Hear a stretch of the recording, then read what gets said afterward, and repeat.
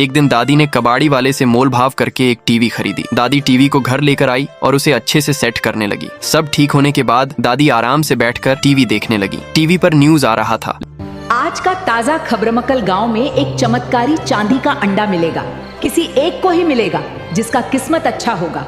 लेकिन दादी ने उसे इग्नोर किया और वहीं सो गई। सुबह जब दादी उठी तो उसकी किस्मत चमक गई। उसे एक चांदी का अंडा मिला। दादी ने अंडा उठाया और उसे घर लाकर एक हीटर के ऊपर रख दिया। रात हो गई, दादी सो गई। हीटर की गर्मी से अंडे में धीरे धीरे दरार आने लगी। कुछ ही देर में अंडा टूट गया और उसमें से एक बेबी डायनासोर बाहर आ गया। सुबह जब दादी की नींद खुली तो बेबी डायनासोर को देखकर वह डर गई। हिम्मत करके दादी उसे बाहर ले आई और प्यार से दूध पिलाने लगी। जैसे ही बेबी डायनासोर ने दूध पिया, वह अचानक एक बहुत बड़ा और डरावना डायनासोर बन गया। दादी डर कर भागने लगी। तभी डायनासोर बोला, मैं कोई मामूली डायनासोर नहीं हूँ, मैं तुम्हारी ताकत हूँ। तुम जो मांगोगी मैं पूरा करूंगा। दादी ने हिम्मत करके कहा, मुझे भूख लगी है, आम खाने को दो। तुरंत ढेर सारे पीले पीले आम आ गए। दादी मजे से आम खाने लगी। बचे हुए आम बैलगाड़ी में लाद कर वह गांव ले गई और सबको बांट दिए। फिर दादी खुशी से डायनासोर के ऊपर बैठकर गांव में घूमने लगी। इतना बड़ा डायनासोर देखकर गांव वाले घबरा गए। घर आकर दादी ने फिर से इच्छा मांगी। इस बार भी उसने ढेर सारे आम मांगे। इतने आम आ गए कि दादी ने उनसे एक बड़ा बंगला बनवा लिया। बंगला बनते ही दादी खुशी से नाचने लगी। लेकिन कहानी में मोड़ तब आया जब दादी का लालच बढ़ने लगा। इस बार दादी ने डायनासोर से कहा, मुझे बहुत सारे डायनासोर दे दो। तुरंत बहुत सारे डायनासोर आ गए। अब वे अपने मनमर्जी करने लगे और पूरे गांव को बर्बाद करने लगे। इंसानी सभ्यता खतरे में पड़ गई। यह देखकर दादी घबरा गई। उसे अपनी गलती का एहसास हुआ। वह भागकर मंदिर गई और भगवान शिव जी के सामने प्रार्थना करने लगी। उसकी प्रार्थना सीधे शिव जी तक पहुंची। भगवान शिव प्रकट हुए। दादी रोकर अपनी सारी गलतियां बताने लगी। भगवान शिव देवलोक गए और वहां से एक शक्तिशाली एस्टेरॉयड पृथ्वी की ओर भेज दिया। उस एस्टेरॉयड में अजीब शक्ति थी। उससे केवल डायनासोर ही नष्ट होने वाले थे। जैसे ही एस्टेरॉयड पृथ्वी पर गिरा, सारे डायनासोर विलुप्त हो गए। गांव सुरक्षित हो गया। लेकिन गांव वाले दादी से नाराज हो गए। उन्होंने दादी को गांव छोड़ने के लिए मजबूर कर दिया। बेचारी दादी रोते हुए गांव छोड़कर जाने लगी। अब दादी के सहारे कुछ नहीं था सिवाय आपके लाइक और सब्सक्राइब के।